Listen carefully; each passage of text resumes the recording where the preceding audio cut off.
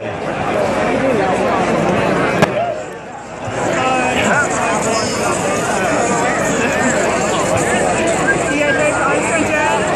leaving after 4 today. iMatter Festival. I want you to know that when I look out into this place, I got lost one time. I see thousands of free people.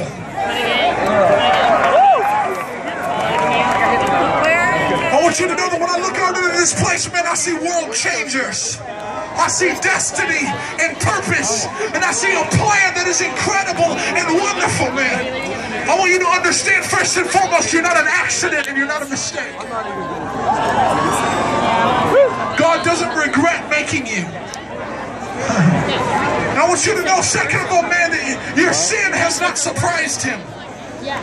Man, we sometimes teach in the church like God he's so brokenhearted and he's so upset and he's so betrayed by your sin. But friend, I want you to understand, he knew you were going to do it when he made you, and he still decided to do it just so that you might have a chance to come to know him.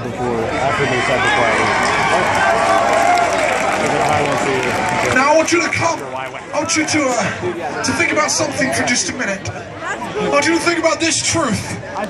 As people in America, this is something we're very familiar with. Where there is no choice, there is no freedom. That if you have no choice on who runs our country, then it's not really a free country, is it?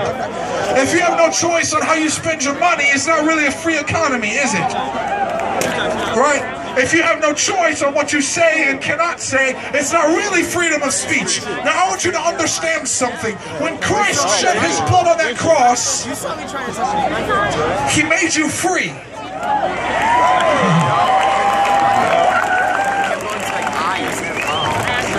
And I want you to understand the significance of that freedom.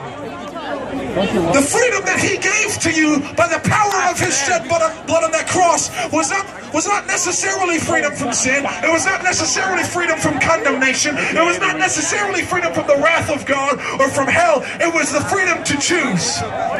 Because had he never died for you, every single one of us would have been doomed to an eternity in hell. But I want you to understand that what he gave you on that cross was not a free pass, it was a chance. What he gave you on that cross was not a one-way ticket out of hell, it was a choice.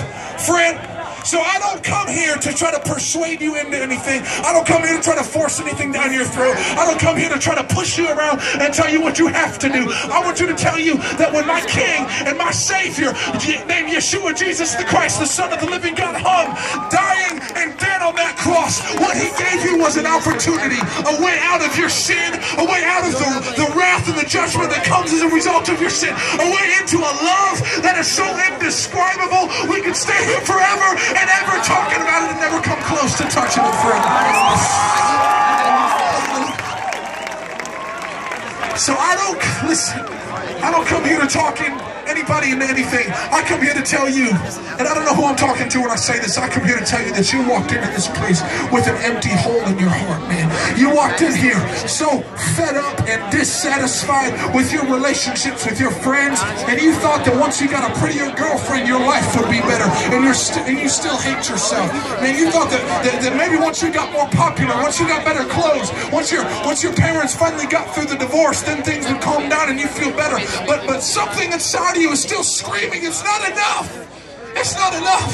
Friend, I want to tell you that what that thing inside of you is a little voice telling you that there is nothing but the blood of Christ that can ever satisfy you. There is nothing but the blood of Christ that can ever save you. There is nothing but the blood of Christ that can ever make you whole. And what you came here looking for was not your new favorite band. It was not the best song you ever heard. What you came here looking for was not a new relationship, a new friend. What you came here looking for was not better social status. What you came here looking for was the King and the Savior to be made real and manifest in your life, and for you to be welcomed in to the kingdom of Almighty Yahweh God, so that he might open his arms to you and say, well done, my good and faithful servant. Friend, that's what you've been looking for. That's what your heart has been screaming for. That's what you, deep down in your guts, you've been longing for, crying out for, friend. I want you to understand that this is it. You don't have to keep looking. You don't have to keep begging. You don't have to keep chasing worthless things. It's Christ and Christ alone.